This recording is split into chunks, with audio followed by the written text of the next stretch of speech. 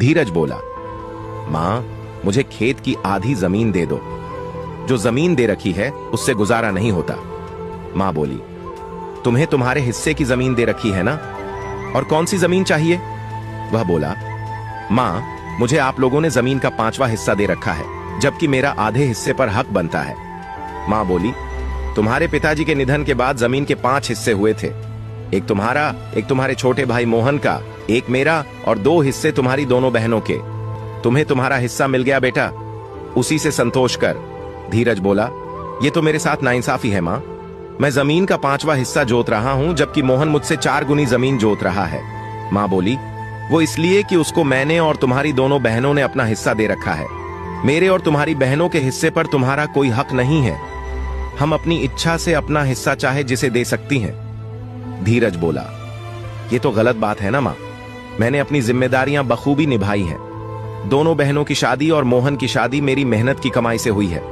मैं तुम्हें भी अपने साथ रखने के लिए तैयार हूं, मगर तुझे तो छोटी बहू अच्छी लगती है।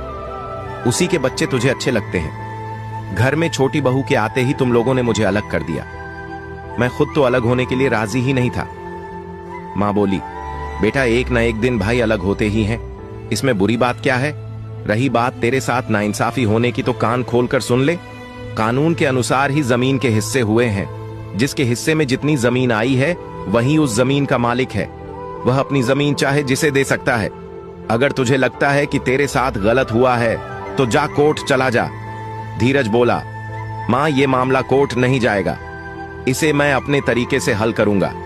अकेले मोहन को सारी जमीन नहीं हड़पने दूंगा। ये अनोखा मामला घनश्याम के बेटों के बीच का है। घनश्याम के निधन के बाद जमीन नियमानुसार धीरज, मोहन व उसकी दोनों बहनों और मां के नाम चढ़ गई। मां का मन छोटे बेटे में ज्यादा था। यह भी एक कड़वी सच्चाई है कि जिधर मां का मन होता है उधर ही बेटियों का भी मन होता है। इस कारण दोनों बहनों और मां ने अपने हिस्से की जमीन मोहन के नाम कर दी। इस कारण मोहन के पास धीरज से 4 गुनी जमीन हो गई थी। वैसे तो धीरज सरल स्वभाव का था, मगर 20 बीघा पुश्तैनी जमीन में से उसे सिर्फ 4 बीघा जमीन ही मिली थी, जबकि छोटा भाई 16 बीघा का मालिक बन गया था। ये बात उसे हजम नहीं हो रही थी।